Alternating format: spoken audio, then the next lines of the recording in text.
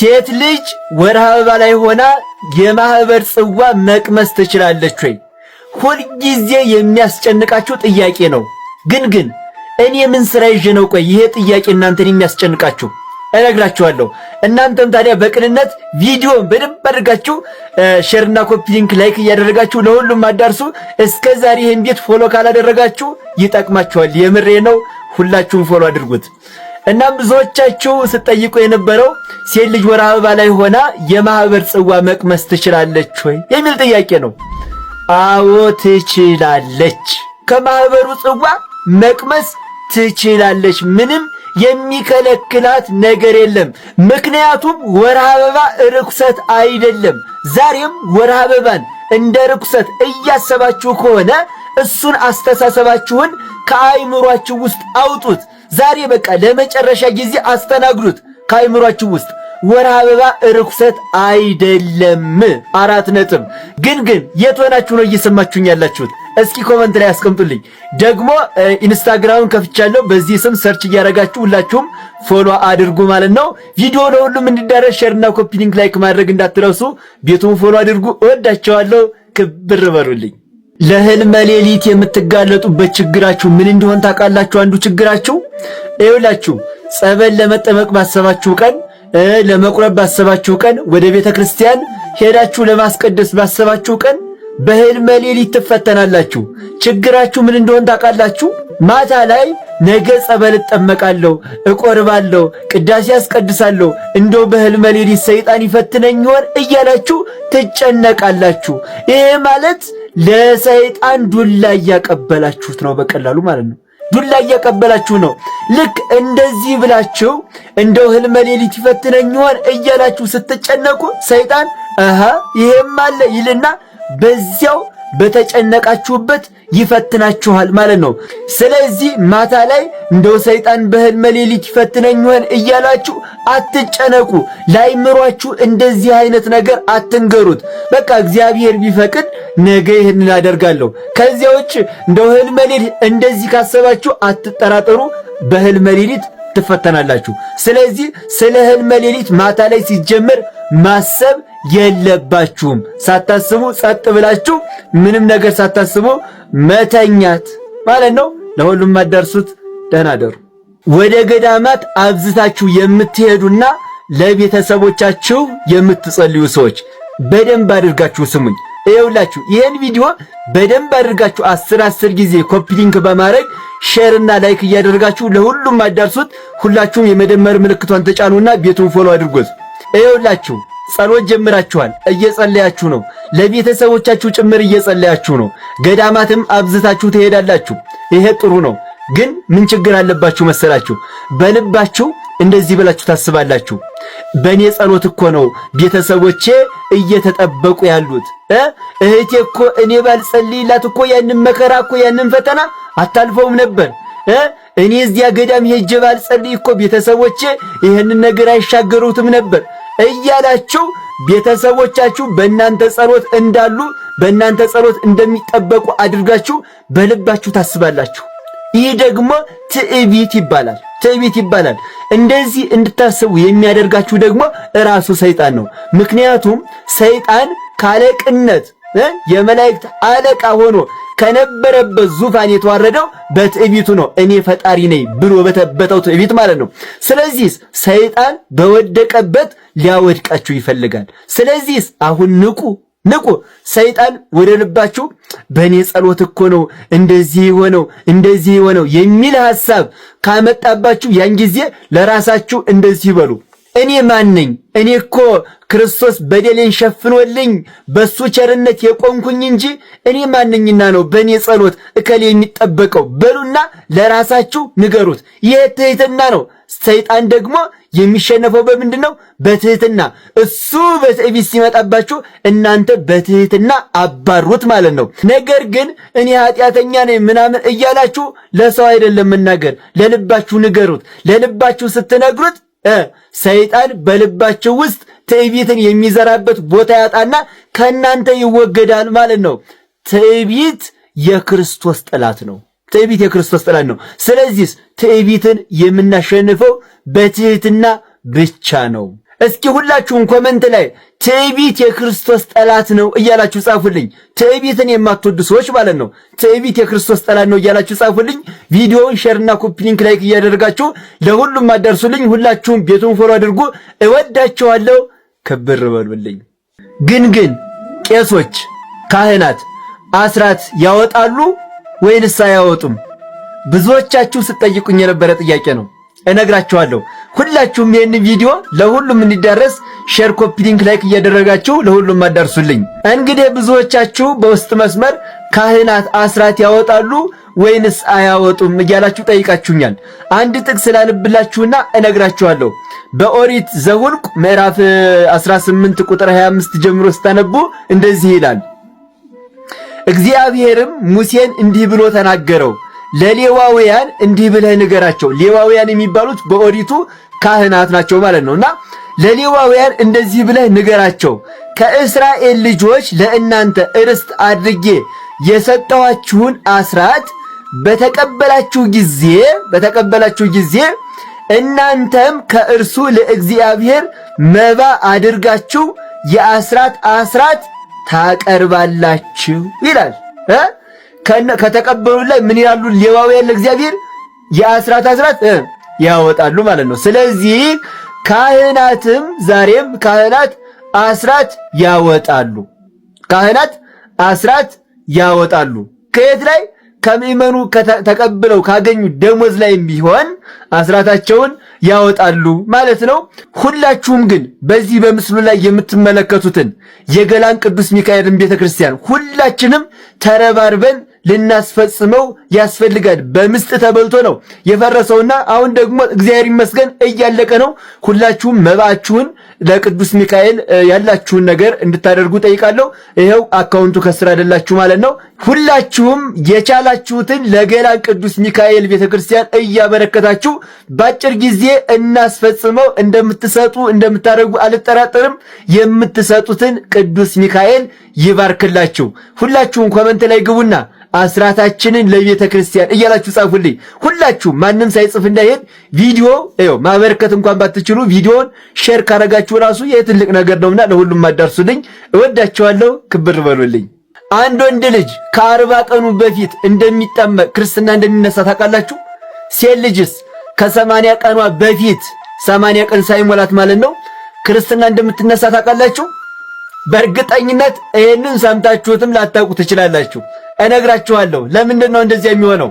ሁላችሁም ይሄን ቪዲዮ ሼርና ኮፒ ሊንክ ላይክ እያደረጋችሁ ለሁሉም ኦርቶዶክሳውያን አዳርሱልኝ። የቤተክርስቲያናችሁን ስርዓት በዚያውም እወቁ ማለት ነው።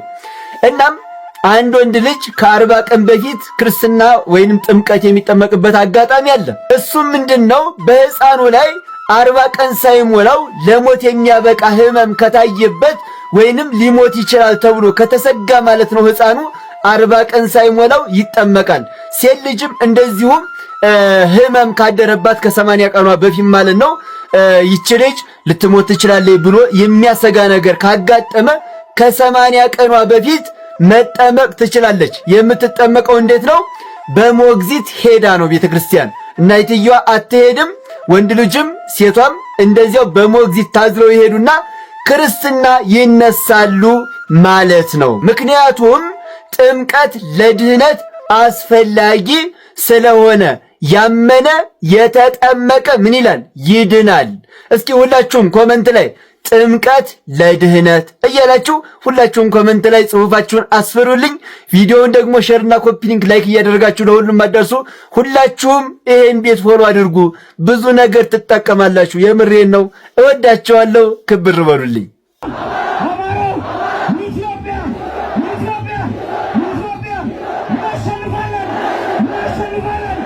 ማርያም ምስክር ናት። በእውነት ክፉ ሰው ቢደበቅም ክፋቱ ይታወቅበታል።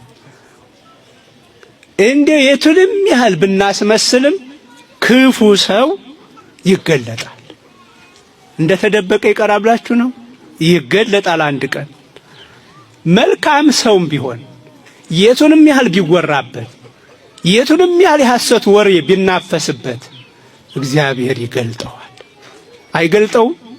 ማርያም ምስክር ናት። በእውነት እኔ እንደ ሁሉም ሴቶች አይደለሁም አልወጣም ብላ ባትከራከርም ስለ ራሷ እሷ ባትመሰክርም ከነቢያት ሄደህ መስክር የተባለ አይደለም። ከሰማይ ከመላእክት ወገን ገብርኤል ሄደና ከሴቶች ሁሉ ተለይተሽ አንቺ የተባረክሽ ነሽ አለ። እንዴት ደስ ይላል! አንቺ የተባረክሽ ነሽ። ይኸው መሰከረላት። ደግ ሁኑ፣ መልካምን ሁን። ሰዎች ያለ ስራችን ቢያወሩም ቢያስወሩም አይክፋችሁ። ሁነን አንገኝ ብቻ ሁናችሁ አትገኙ። ክፉ ሰው ሁናችሁ አትገኙ። መልካም ሰው ይገለጣል በጊዜው። ሰው ባይመሰክርለት እግዚአብሔር መስካር ይልክለታል። ለእማ አርመሙ እሎንቶ አይባን ይኬልሁ አደል ያለው። ቢፈልግ ድንጋይ ያስመሰክራል እግዚአብሔር። እንደው እነዚህን ሕፃናት ሆሳና በአርያም እያሉ የሚዘምሩትን እናንተ ብትከለክሏቸው ለእማ አርመሙ እሎንቶ አይባን ይኬልሁ እነዚህ ድንጋዮች ይጮሃሉ ይመሰክራሉ ብሏል እኮ። እንደዛ አላት። ክብር ምስጋና መከላከያው በድሮን የሚጨፈጭፈው በገበያ ቦታ ላይ ምን ላይ የሚጨፈጭፈው በቤተ ክርስቲያን በመልክ የሚጨፈጭፈው መከላከያው ነው። አሁን ሞራል ኖሮት እንዲህ አይነት ሰቀቀን ሲቃወም ይገርማል። ይቀጥላል ልጁ።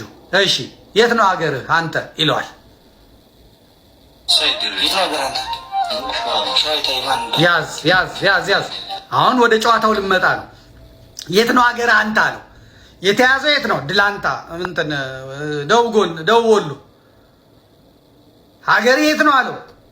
ሸዋ። ልብ በሉ እንግዲህ የወሎ ፋኖች ወሎ ናቸው ያሉት፣ የጎንደር ፋኖች ጎንደር ነው ያሉት፣ የጎጃም ፋኖች ጎጃም ነው ያሉት። ሸዋ የገቡ የጎንደር ፋኖች አሉ። ከዛ ደግሞ ሌላውን ለመርዳት ይሄዳሉ። እነማን እንደሚረዱ በኋላ አሳያቸዋለሁ። ከዛ ሸዋ የት ነው ሀገር አንተ ሲለው እኔ ሸዋ ነው አለ። ሸዋ የት ማን የሚባል ቦታ ይለዋል። መሀል ሜዳ ይላል። እዛ የነበሩት ጋር ነበርክ አይደል ይለዋል። በል እንግዲህ ስሙት። ቀጥል ላይ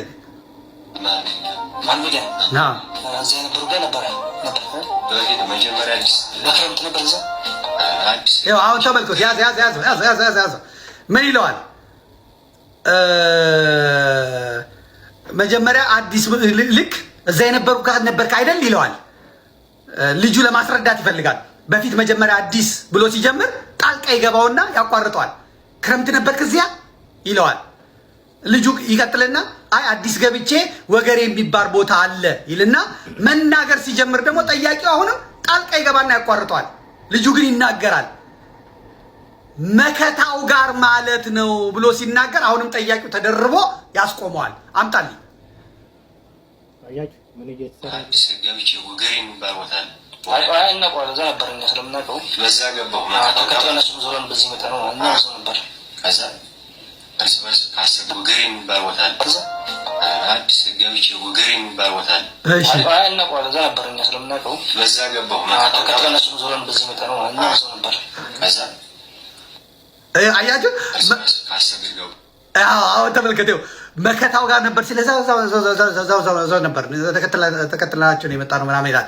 እዛ ካሰግድ ጋር ውጊያ ነበር ብሎ ይናገራል። የመከታው ሰው ነው። አቤት ቴክኒሽያኑ ያንን የእኛ እንትኖች እኮ ኦሮሞዎች ናቸው፣ ስናይፐር ተኳሾቹ ኦሮሞዎች ናቸው የሚለውን የአቤ ጢሞን ብታመጣልኝ እዚህ ጋር ስምም ይሆን ነበር። በቃ ዘመናት የምጮህበት ነገር ይሄ ነው። ስለዚህ ልጁ መከታው ጋር ነበር። ከዛ በኋላ አቋርጦት ያቋርጠዋል። ልጁ ይናገራል። መከታው ጋር ማለት ነው ብሎ ሲናገር አሁንም ጠያቂው ተደርቦ ይገባበትና እዚያ ነበርን እኛ ስለምናውቀው ተከትላችሁ ነው ዞረን ይመጣል ይላል። እኛ እዚያው ነበርን ይለዋል። ያያችሁት ቢንጎ ማለት እዚህ ጋር ነው፣ አገኘ ነው ማለት ነው። የፋኖ ትግል ቅዱስ ነው የምንለው ከዚህ የተነሳ የፋኖ ትግል ገና ተአምር የሚያሳየንም ከዚህ የተነሳ ነው። የፋኖ ትግል እሳተ ገሞራ ነው የምንለው ከዚህ የተነሳ ነው። አመሰግናለሁ። ያዝልኝ። ታመጣልኛለህ። ቆይ ታመጣልኝ። እሳተ ገሞራ ነው ማስቆም አይቻልም፣ መለኮታዊ ይገዛ ያለው ነው የምንለው ለዚህ ብዬ የአማራ ፋኖ እንዴት ወታደሮችን እንደሚንከባከብ የአማራ ፋኖ የተያዙትና የተማረኩት ያውቃሉ። ይሄ እንዲህ አይነት ጣባይ እንዲህ አይነት ነገር የለም። እስቲ በደንብ ልግባበት አልኩና ያው ወላዲተ አምላክን እንግዲህ ያለን ገባን። ስንገባ ይሄ ልጅ ማን ነው ምንድን ነው ብለን ስንጠይቅ ከዚህ በፊት እጅ የሰጠ ሰው ነው። እጅ መስጠቱን ደግሞ እያየን ነው። በወር ራሱ የዳንግላ ኮሚኒኬሽን ይገርማቸዋል። ዳንግላ ኮሚኒኬሽን ኖቬምበር 12 በወረኢሉ ወረዳ በጫካ ሲንቀሳቀሱ የነበሩ ታጣቂዎች የሰላም አማራጭ ተቀበሉ ይላል። ህዳር 3 የበዓት ዕለት ማለት ነው። ለኢትዮጵያውያን የሚገባው እንደዛ ስለሆነ በወረኢሉ ወረዳ በጫካ ሲንቀሳቀሱ የነበሩ ታጣቂዎች የሰላም አማራጭ ተቀበሉ። ባህር ዳር ህዳር 3 2018 በደቡብ ወሎ ዞን ወረኢሉ ወረዳ በጫካ ሲንቀሳቀሱ የነበሩ ታጣቂዎች የሰላም አማራጭን ተቀብለዋል። በደቡብ ወሎ ዞን በርካታ ታጣቂዎች የሰላም አማራጭን እየተቀበሉ ነው። ደቡብ ወሎ ነው፣ ዝም ብላችሁ አስምሩበት። ደቡብ ወሎ ደግሞ ማን እንደሆነ እንትና ኮሎኔል ፋንታው ሙሃባው ናቸው የሚንቀሳቀሱት። አሁን እንኳን ቀንሶባቸው የለም። በደቡብ ወሎ ዞን በርካታ ታጣቂዎች የሰላም አማራጭን የተቀበሉ። ወረኢሉ ወረዳ በጫካ ሲንቀሳቀሱ የነበሩ በእነሱ አደረጃጀት የሻለቃ አዛዥ የነበረ ቃሉ አስፋው ዘመቻ መምሪያ ኃላፊ የነበረ ሱልጣን ሲሳይ እና ሌሎችም ታጣቂዎች ናቸው የሰላም አማራጩን የተቀበሉ። ከደቡብ ወሎ ዞን ኮሚኒኬሽን የተገኘው መረጃ እንደሚታወቀው ታጣቂዎቹ ስናይፐርን ጨምሮ ሌሎች ትጥቆችን በመያዝ የሰላም አማራጭን ተቀብለዋል ይላል አሚኮ ይላል። ዳንግላ ነው የዘገበው። ከዛ እዚህ ጋር ደግሞ ማን የዘገበው ላይ እስቲ ወደ ከላይ ያምጣልኝ። ደቡብ ወሎ ዞን ራሱ የብልጽግና ፓርቲ በወረኢሉ ወረዳ በ08 ቀበሌ ኬራ ማርያም እና ለገዲዳ ወረዳ ከሸከፍ ቀጠና ላይ ሲንቀሳቀስ የነበረው የዋስቴል ክፍለ ጦር ሰንጥቅ ሻለቃ አዛዥ አስፋው ገብረስላሴ ዞሮ አንድ ስናይፐር አንድ ቀዝና ከመሰል 88 ጥይት እንትን ብሎ ገብቷል ይላል። እዛ ፎቶ ላይ ማን አለ? አራጅ አለ። የተመለከቱት አራጁ አለ። አይ ብልጽግና እዛው ፎቶ ላይ አራጁ አለ። እንደምትመለከቱት ቆሞም ተቀምጦም ሲቀበሉትም ምን ሲሉትም አራጆዬ አለ። ሰለ የተነሳ ምናምን አለ። ተቀብለውታል ማለት እንግዲህ መቼ ነው? ህዳር 3 የበዓት ዕለት ማለት ነው። እዚህ ጋር ደግሞ ማን የጻፈለት? የአማራ ሪጅን ፕሬዝዳንት የፕሬዝዳንቱ ጽህፈት ቤት ከባህር ዳር ማለት ነው። ከባህር ዳር አዲስ አበባ ነው። ባህር ዳር እንግዲህ አላውቅም። በጫካ ሲንቀሳቀሱ ምናምን ገቡ ይላል። የገባው ልጅ ይዋል እጅ ቆራጩም እዚህ ገብቷል። መሳሪያውንም አስረክቧል። ምን ብሏል? ከሱ አጠገብ መጀመሪያ ላይ በሰማያዊ ወንበር ላይ የተቀመጠው ልጅ ደግሞ ልብ ብላችሁ ሂዱ፣ ቪዲዮ ላይ ሂዱና እዩት። እጁን እንደዚህ የሰጠው ነው የተቆረጠ የተባለ ልጅውን እኔ አላወቅኩም። ብቻ እግዚአብሔር ይቅር በለኝ እሱ ላይ አላጣራው እና ይሄ ቆራጩ እንግዲህ አለ ማለት ነው። ሌሎች ደግሞ ይሄ ማን ነው እንደዚያ ነው። ይሄኛውም ደግሞ ደወል ዞን ከላይ ያለው ማን ነው? ከላይ ያሳይ የሀርቡ ወጣቶች ናቸው። ሀርቡ ወጣቶች በቃ ገብቷል፣ ለመንግስት እጅ ሰጥቷል ብለዋል። እነሱም ህዳር 3 ነው ይሄንን ያሉት። ቀኑን ብቻ ተመልከቱ። ከዛ በኋላ ቴዎድሮስ አያሌው ታውቁታላችሁ። ቴዎድሮስ አያሌው በጁንታው ጦርነት ጊዜ ፌስቡክ ላይ እየወጣ ጁንታውን ያው ደመሰስ ነው እዛ ጋ ነው ምናምን የኛ ጦር እዚህ ጋ ነው ያለው ይልና ተቀርጾ ይሄዳል። ከዛ እነሱ በሳተላይት ያንን ዲቴክት ያደርጉና ቴዎድሮስ አያሌው ያለበትን ያደርጉና ወስደው መከላከያውን የአማራ ልዩ ኃይልን አፈር ከድሜ ያስበሉታል። ከዛ ልክ ጁንታው ሲመለስ እሱ ቀጥታ ምን ሆነ? ብልጽግና ሆነ። ከዛ ያው ቴዎድሮስ ወልዲያ ላይ ትንሽ ጉዳት አደረሱበት መሰለኝ፣ አዲስ አበባ ነው ያለው። እሱም ቴዎድሮስ አያሌውም በቃ እንደዚህ አድርገው ታጣቂዎቹ ጫካ ትግል የነበሩትን በሰላም እጃቸውን ሰጥቷል አለ። ፎቶዎቹንም እንዳንን ያዩ ሰዎች ብዙ ሰዎች ታመምን አሉ። ብዙ ሰዎች የዛን ቀን ደግሞ እኔ እንደ ድንገት የእረፍት ቀኔ ነው። ሰኞ ዶርዜ ማርያም ናት። እኔ ማርያም ናት ለኔ እረፍት ቀኔ ነው። ወዲያም ወዲህም አልልም። አረፌ በነበርኩበት ያው የእድሜ ጉዳይ እንደምታዩት አሁን 72 እየደረስኩ ነው። 62 62 ነው 72 እንደዚህ። ስለዚህ እስቲ ስኳሩ ምኑ የሚታይ ብዬ እሱ ላይ ነበርኩኝ። ማንፎሽ የለም ተባለ። ቁጭ ብለን ስለ ይመጣ ጀመር ወሬዎቹ ልክ ማታ አካባቢ ለማክሰኛው መዘጋጀት ስላለብኝ ከፈት ሳደርገው የመልእክት ሳጥኖቼ በሙሉ ናትናኤል መኮንን ቴሌግራም መልእክት መሳጥነው ስጋ ናትናኤል መኮንን አያሌው መንበር ሲሳይ አጌና ምን ተፈጠረ? እና ህሊና ያላችሁ ብቻ መቋቋም የምትችሉ በተለይ አያሌው መንበር የደቡብ ጎንደሯ ማለት ነው። አይምሮ ያላችሁ በጣም ራሳችሁን የምትቆጣጠሩ ብቻ እንትንዱ ይላል። ከዛ መክፈትም ፈራው እሺ ስላየው ፈራው እና እነሱ ግን ሲያመጡት ያው እንትን የምትሉት አለ አይደል? ምን አምጥተው ነው ምን ፈጥረው ነው? መቼም ያስር የመሙት የማይሰለቸው ቡድን ብዬ አልኩኝ። በተለያየ ያለው መንበር ያው ድሮ ጓደኛዬ ስለነበረ ደግሞ አክባሪውም ስለነበር ምን ብሎ ይሆን ብዬ አነበብኩት። አንተን የወለደች እናት ውሻ ትውለድ። ምን አይነት መድኃኒት ቢወስድ ነው የሰው ልጅ እንደ እንጨት በመጥረቢያ የሚፈልጠው? ቪዲዮውን ሙሉውን ጨርሳችሁ የማየት አቅም ያገኛችሁ ሰዎች ጠንካራዎች ናችሁ። እንኳን ድርጊቱን ለመፈጸም ለማየት እንኳን አቅቶኝ አልጨረስኩትም። ፈጣሪ ሆይ አንተ ፊትህን አዙርልን። ጸሎት አለው መጨረሻ ላይ ፈጣሪ ሆይ አንተ ፊትህን አዙርልን፣ ይህ ከሰው ልጅ አቅም በላይ ነው ብሎ ያልቅሳ አላወቅኩም፣ ግን ጸሎት አድርጎ አየሁት እና ልጁንም አየሁት፣ ቀረብ አድርጌ አየሁት። በደንብ ፎቶ የተነሳ ነው። አንዳንድ ፎቶ ላይ ምንም ግንባሩ ላይ ምንም አይታይም ነበር። እዚህ መስቀል አድርገውለታል። አረንጓዴ ቢጫ ቀዩን ደግሞ አንገቱ ላይ አስረውለታል እና አየሁ እና ይሄ ከፍቻ ላይም አልኩኝ። ሌሎች ጓደኞቼም ኧረ ዘመዴ ምን አይነት ነገር ነው እንደው ምናምን አሉኝ። እስቲ ቆይ ብዬ መሬትም ደወልኩ። ከዛ ቪዲዮ ያው ከመከላከያ የሚገኝ ቪዲዮ መጀመሪያ ዳንኤል ክብረት ያየዋል። ከዳንኤል ክብረት የናትናኤል መኮንን ገጽ ላይ ይለጠፋል ማለት ነው። ምክንያቱም ናትናኤል መጻፍም አይችልም ምንም ማለት አይችልም። የማን ጽሁፍ እንደሆነ 7 ሰዎች ናቸው አድሚኖቹ ወደ 7 ሰዎች 6 ሰዎች አካባቢ ናቸው።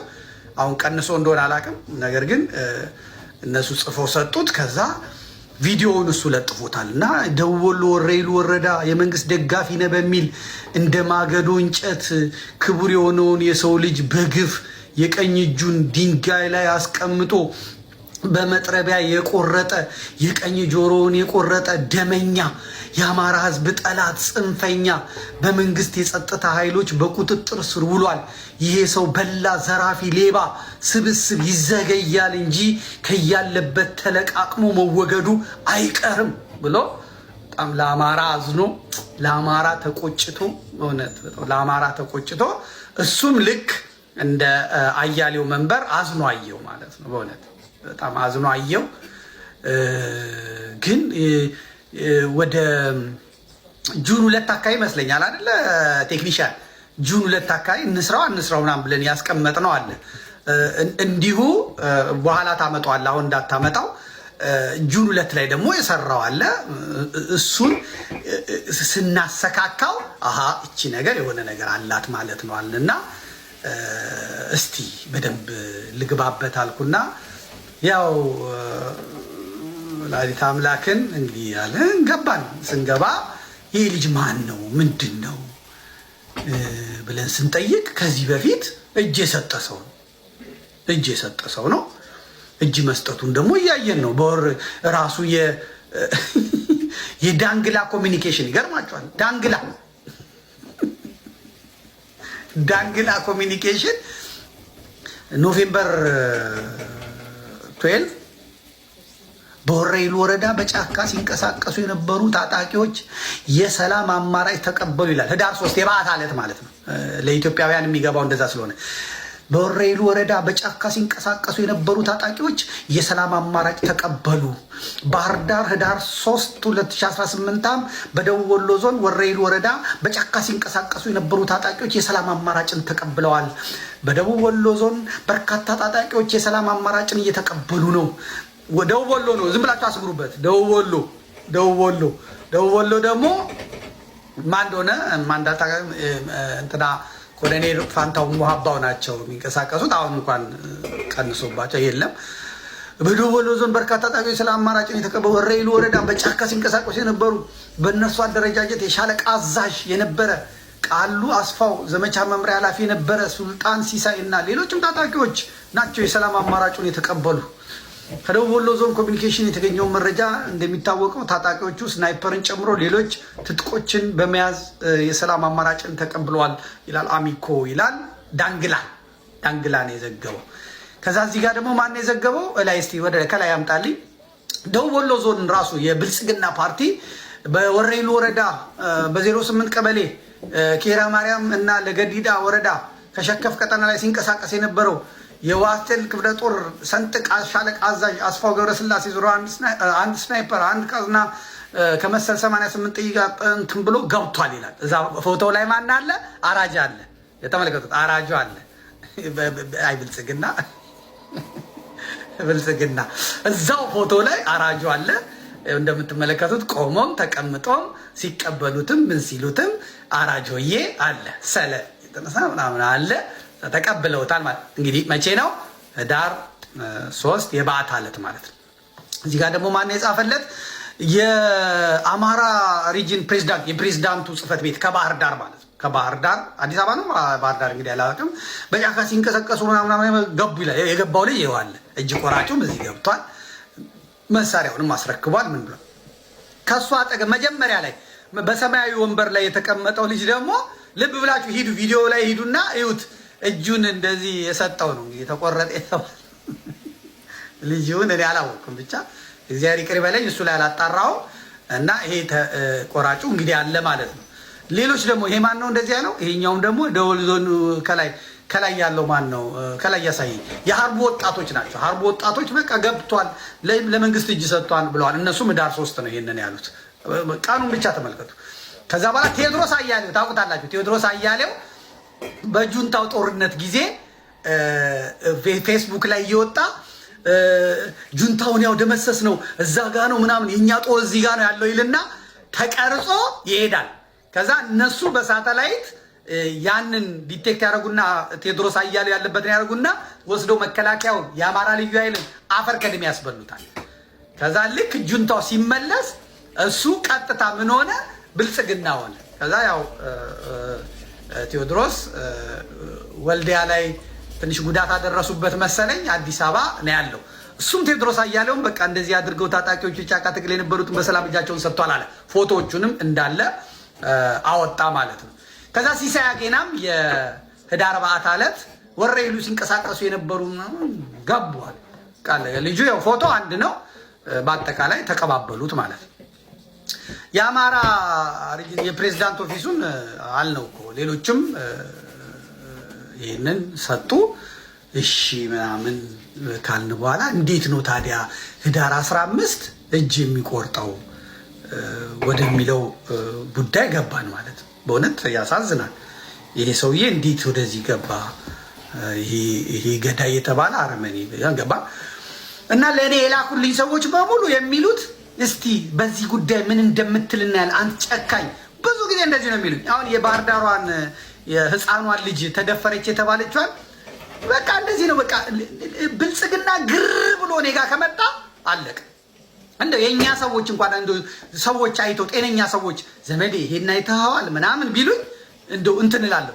ብልጽግና መጀመሪያ አይቶት ምን አባት ላለ በዚህ በኩልስ አሁን ምን አፋለ አንተ የምትደግፈው ፋኖ ነው አንተ የምትለው አማራ እንደዚህ ነው ምናምን ካለኝ፣ በተለይ የዋሃቢ እስላም፣ በተለይ ጽንፈኛ ፕሮቴስታንት፣ በተለይ አቃጣሪ ሆዳም ኦርቶዶክስ ነኝ የሚል አማራ ይሄ የብአዴንና የብልጽግና መጥቶ ያንን ካሳየኝ በቃ ከጀርባው የሆነ ነገር አለ ማለት ነው። ይሄ ረጋ እላለሁ። ያኔ የተለመደችዋን ጸሎቴን አንዳንዴ አቡነ ዘበሰማያት አባታችን ወይ የምትላት እሷን ድቅልና ይሄን እንግዲህ እናፍርሰው ብለና ገባለሁ ማለት ነው። እናፍርሰው እስቲ እንምጣ ብለን እቺን ሰብስበን ምናምን አወጣም ማለት ነው። በዚህ ቀጥ ሲሉ ሙጂባሚኖ መጥቷል እንጂ ሙጂባሚኖ መጣ። አሁን ሙጂቤ ሲመጣ በቃ ገባይ ማለት ነው። የአዲስ አበባ እስልምና ወጣቶች ምናምን የሚባሉትም መጡ። በቃ የአዲስ አበባ እስላሞች ምናምን የሚባሉ ወጣቶችም መጡ። ቴሌግራሜ ላይ ገብታችሁት ሙጂብ አሚኖ መጣና እንትን አለ። ከዛ ይሄ መፍረሱን ሲያውቁና መበላታቸውን ሲያውቁ ዳንኤል ክብረት መጣ ማለት ነው። ዳንኤል ክብረት ቡቡ ብሎ ነው የመጣው። በእውነት በጣም ተናዶ ነው የመጣው። ተናዶ መጣና እቺ ፎቶዋን እኔ ነኝ የተጠቀምኩት። ለነገሩ ፎቶውን ያስገባሁት እኔ ነኝ። ልጁ ከመከላከያ ሰራዊት አባል ጋር ሲነጋገር ነው። እሱን እንግዲህ ብዙዎች ባለሙያዎች እየተነጋገሩበት ነው።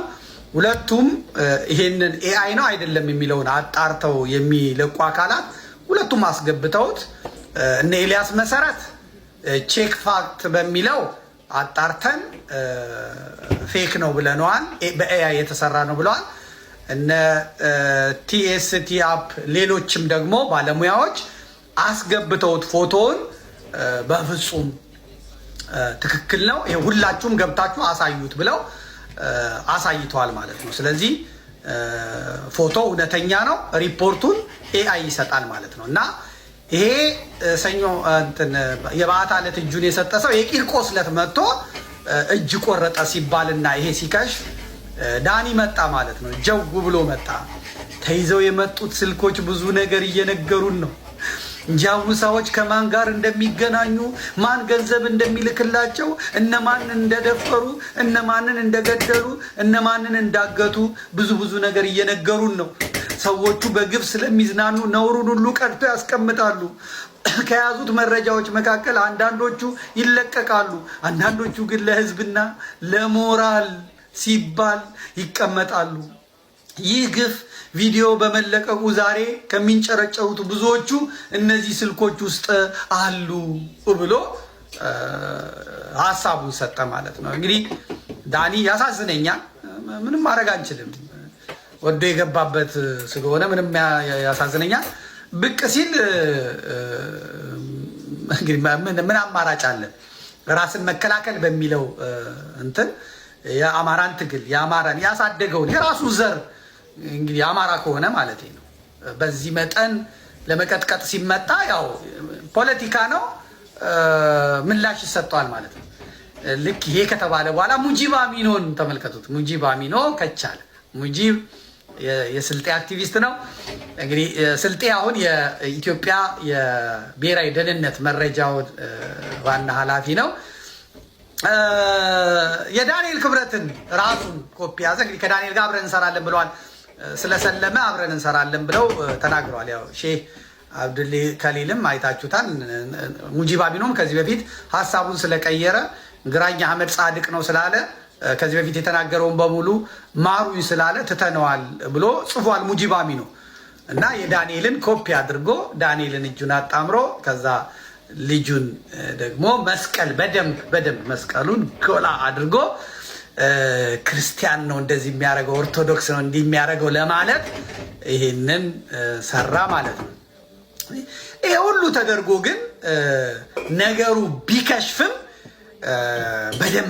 በደንብ ማድማት ያስፈልግ ነበርና እውነት የአማራ አምላክ አለ፣ እውነት የንጹሃን አምላክ አለ፣ እውነት እንደዚህ በየቦታው እንደ ቅጠል እንዲረግፉ የተፈረደባቸው የነዚህ የህፃናት የሴቶች አምላክ አለ፣ እንደው የተቻለ ነገር ስጠን አልኩት። ከዛ ናቲ ቪዲዮ ይዞ መጣ ማለት ነው።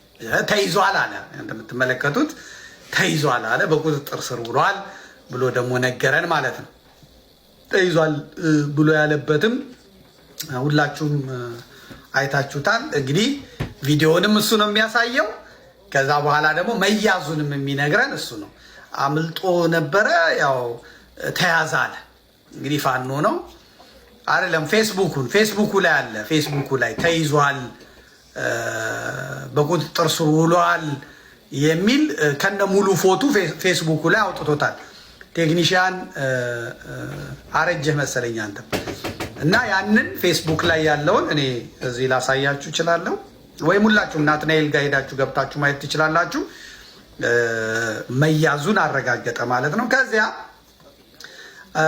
አንድ ቪዲዮ ይለቃል ማለት ነው። አንድ ቪዲዮ ይለቅና ያን ቪዲዮ ዳንኤል ከተናገረው ቀጥሎ የሚሆን ስለሆነ ቪዲዮውን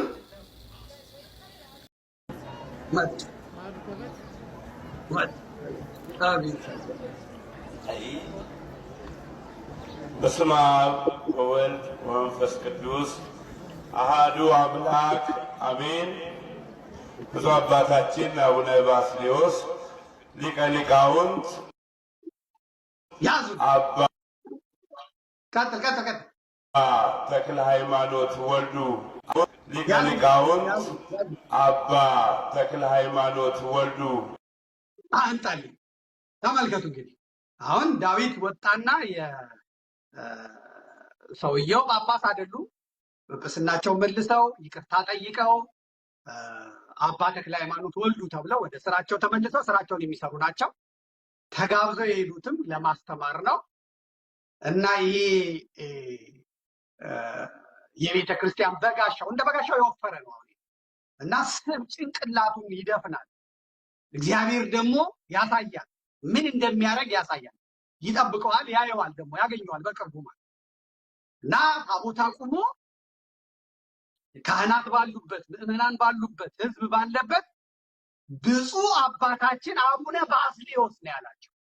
ይሄ ባስልዮስነቱ የተሻረ፣ ባስልዮስነቱን የመለሰ፣ ባስልዮስነቱ የቀረ፣ ቆቡንም የተወ ሊቀ ሊቃውንት ቆሞስ አባ ተክለ ሃይማኖት ወልዱ ተብሎ የሚጠሩትን ሰው ብፁዕ አባታችን አቡነ ባስልዮስ ሊቀ ሊቃውንት አባ ደግሞ መልሶ ማለት ነው ተክለ ሃይማኖት ወልዱ ብሎ እሱ ቅኔ መናገሩ ነው።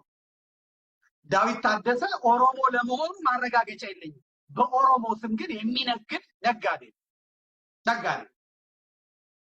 ከዚህ በላይ ምንፍቅና፣ ከዚህ በላይ ክህደት፣ ከዚህ በላይ ውርደት ለቤተክርስቲያን ይላሉ። ግን ቤተክርስቲያኒቷ እንድትዋረድ፣ ቤተክርስቲያኒቷ እንድትሰደብ፣ ቤተክርስቲያኒቷ እንድትንቋሸሽ፣ ቤተክርስቲያኒቷ እማትረባ እማታስፈልግ ናት ተብሎ እንዲሳል በህዝብ ዘንድ ቀሚስ ለብሰው ይሄ መሬት ነጋዴ፣ ይሄ ጉቦኛ፣ ይሄ ጾም ጸሎት የሐረር ሰንጋ ያስመሰለው ላታም ሻኛ ሙላ ተሰብስቦ አውደ ምሕረቱ ላይ እንዲህ አይነት ነውር ይናገራል። ይቀጣል አይቀጣም?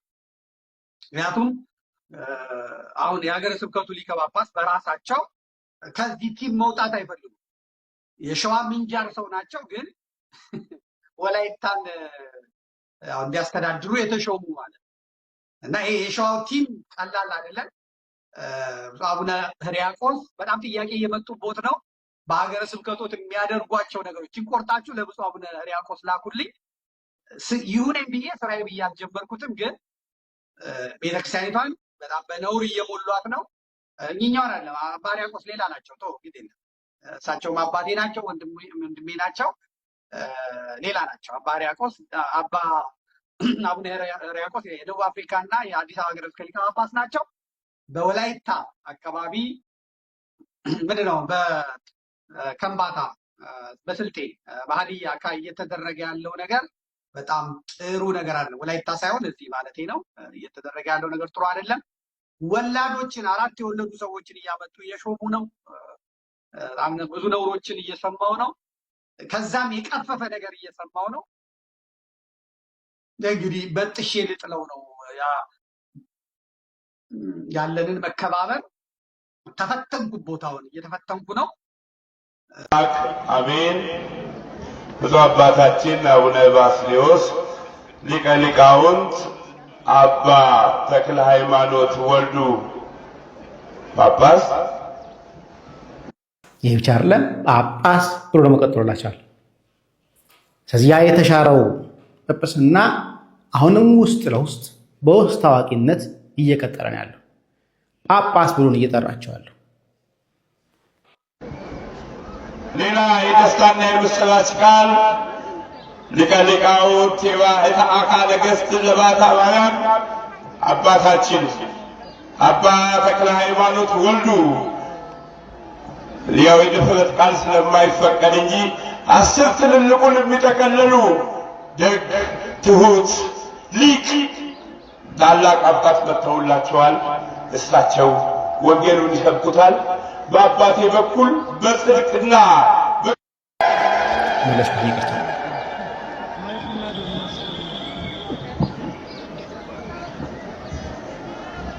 እንግዲህ ብፁዕ አባታችን ሊቀ ሊቃውንት ተክለ ሃይማኖት ብፁዕ አባታችን የሚባለው ለሊቀ ጳጳስ ወይስ ለአንድ መነኩሴ ወይ ደግሞ ለቆሞስ? ማን ነው ብፁዕ አባታችን ተብሎ የሚጠራው? አባታችን የቤተክርስቲያናችን መቅረዛችን ናቸው። እድሜና ጤና ይስጥልን፣ የአገልግሎት ዘመናቸውን ባርክልን። እግዚአብሔር ብፁዕነታቸው ጸሎት እስከሚያደርጉ አንድ ነገር ሰማለሁ ብዬ ተስፋ አደርጋለሁ። ወደ እሳቸው ነው የምወስዳችሁ።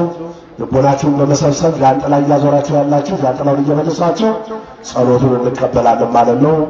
ወደ አባታችን እንግዲህ እንደሰማችኋቸው ጸሎት የሚያሳርጉልን ብፁዕነታቸው ነው ተብሏል። ይሄ ብቻ አይደለም። ቀጣይ ደግሞ የሚባለውን ደግሞ እንሰማለን። አሁን ላሳያችሁ፣ በደንብ ተመልከቱ። እዚህ ጋር ከርዘሩን ተመልከቱ። እሺ፣ በደገብሩ ቆሞስ ካለ በኋላ ሲያስቀይሩ ታያላችሁ። ስሙልኝ፣ ይሄን ተመልከቱ። እዚህ ጋር ነው መርሃ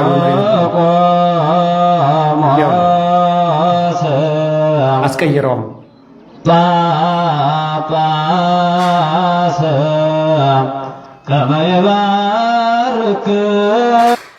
መጋቢ የሚል ስም የሚለጠፍለት ጉባኤ ዘርግቶ የሚያስተምር ሰው ብቻ ነው። እሱም የሱ ስም አይደለም፣ የወንበሩ ስም ነው። አንድ ሰው መጋቢ ብሉይ ተብሎ የብሉያት ወንበር የሚያስተምር ከሆነ መጋቢ ብሉይ ይባላል። ማስተማሩን ካቆመ መጋቢ ብሉይ አይባልም። ብሉያት መመገብ አቁሟል። ለመምህራን የሚመግብ ከሆነ ነው መጋቢ ብሉይ የሚባል። ደግሞ የሱ ስም አይደለም፣ የወንበሩ ነው። ሲለቅ ይለቃል። እሱ ብቻ አይደለም፣ የቤተክርስቲያን አስተዳዳሪው ነው ሲሾም መልአከ ሕይወት ተብሎ ቢሾም አንድ ቤተክርስቲያን ላይ የሱ ስም አይደለም፣ ደብሩ ላይ ያለው የጠባቂው መልአክ ስም ነው። መልአከ ሕይወት ሲባል በመልአኩ አንጻር እየተጠራ ነው እንጂ መልአከ ሕይወት የክርስቶስ የመድኃኒታችን ስም ነው። የሕይወት አለቃ፣ ሕይወትን የሚሰጥ ሕይወትን የሚያድል። ትንሽ አይቀፈንም ነው በእግዚአብሔር ስም ስትጠሩ? ግልጹንም አንነጋገር። አባቶቻችን ባልተጠሩበት ስም ማን ነኝ ትላለህ አንተ? ቅዱሳን እንኳን ዛሬ በሚጠሩ ሰዎች ስም እኮ የሚጠሩ የሉም። ለቅዱሳን እንኳን ሲሰጥ ሰምተው ነው በማናውቀው ስም እኮ ነው አገልጋዮች። ታዲያ ይሄ አገልጋይ አስተምሮን ነው እኛ የዘላለም ሕይወት የምናገኝ? ለዛ ነው አነጋገሩን ዘለግ ካደረኩት ያስቀይማል። ምን ትብል ርሰከ ማን ነኝ ትላለህ?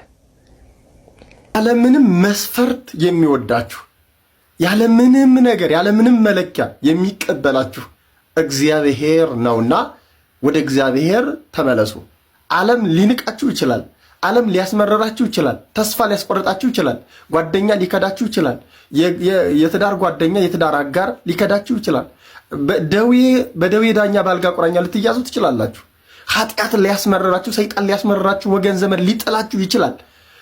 በመልካችሁ መወደድን አጣችሁ ይችላል። ሁሉንም ነገር መስፈርት ሳይፈልግ የሚቀበላችሁ አባት እግዚአብሔር ስላለ ወደ አባታችሁ ወደ እግዚአብሔር ተመለሱ። ሁላችንንም ይቀበለናል። ለሁላችንም የሚበቃ ርስት፣ ጉልት፣ ሀብት፣ ንብረት አለው እግዚአብሔር። ሁላችን ወደ እርሱ እንመለስ። አቡነ ገብርኤል ልምጣ። አቡነ ገብርኤል እንደምታውቁት እንግዲህ ከዚህ በፊት የምንፍቅና ትምህርት አስተምረው የክህደት ትምህርት አስተምረው በቅዱስ ሲኖዶስ ደረጃ ጭምር ትምህርቱን ማስተካከያ እንዲሰጡበት ተነግሯቸው የነበሩ ሰው ናቸው። የሆነ ሆኖ ያንን ነገር ከማስተካከል ይልቅ ግፉበት ተብሎ የወጡ ይመስል በዘር ሰዎችን መክፈል፣ ክህደትን ማስተማር፣ መለያየት እንደቀጠሉበት ነው። ላሳያችሁ። እያንዳንዱ እንደ አጥንት ውልቃት ወደየቦታው መመለስ አለበት። ኡምን ከኛ በየሳትት ማታ ወፊ ኦልቀበቴት አከሌንጨት ደሙት ይረጅረ መለ እንትን ያረክሳል። ምን ነገር የበሰበሰ አሮጌ ታሪክ ነው፣ አልፏል።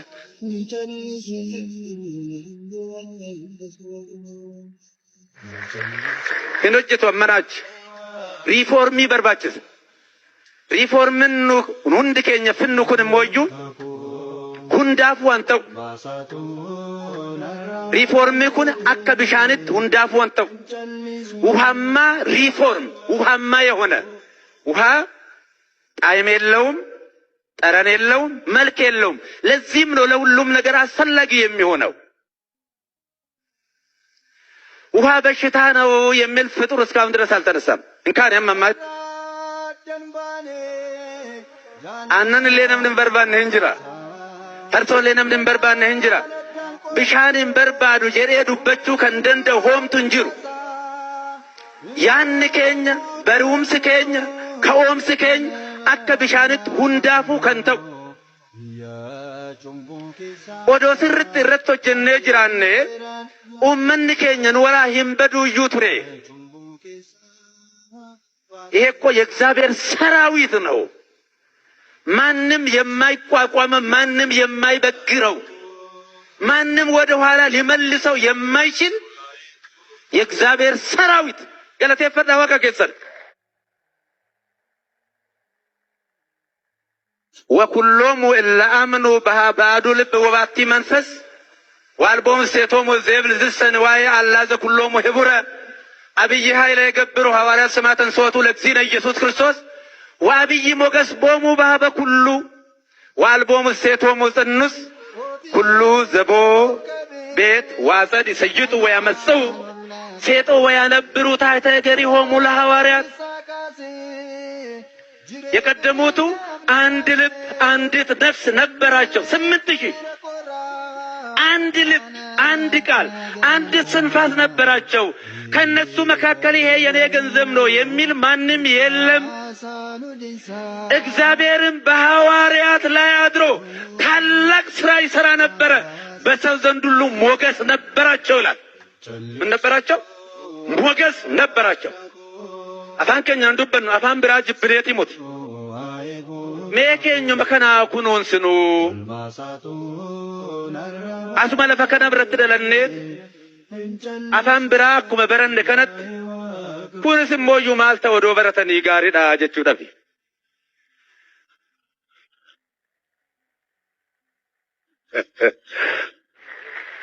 ገሩ ነምን ባጀን አነን ከኘን ጃለተኒ ፎን ከኘን ጃለተኒ ረኤ ከኘን ጃለተኒ ሆላ ከኘን ጃለተኒ ቆትዮን ጃለተኒ ለፈ ከኘን ጃለተኒ በጋለ ከኘን ጃለተኒ ኑረገሩ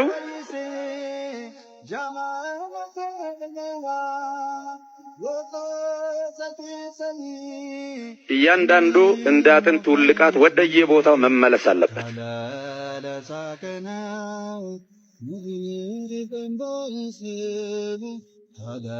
እና ማለት አሁን እነኚህ ሰዎች ነገ ቅዳሴ አብሮ የሚቀድሱ ይመስሏችኋል? እኛን እንደዚህ ቢያስተምሩን ኖሮ በሬያችንን ይወዳሉ፣ ፍየላችንን ይወዳሉ፣ በጋችንን ይወዳሉ፣ ወተታችንን ይወዳሉ። እኛን ግን ሲል የሚያስጨበጭባቸው እኛ ኦሮሞዎችን እንደማንወድ እኛ አላቅም። እኔ ስለማይወክል እኔ ስለማያገናኝ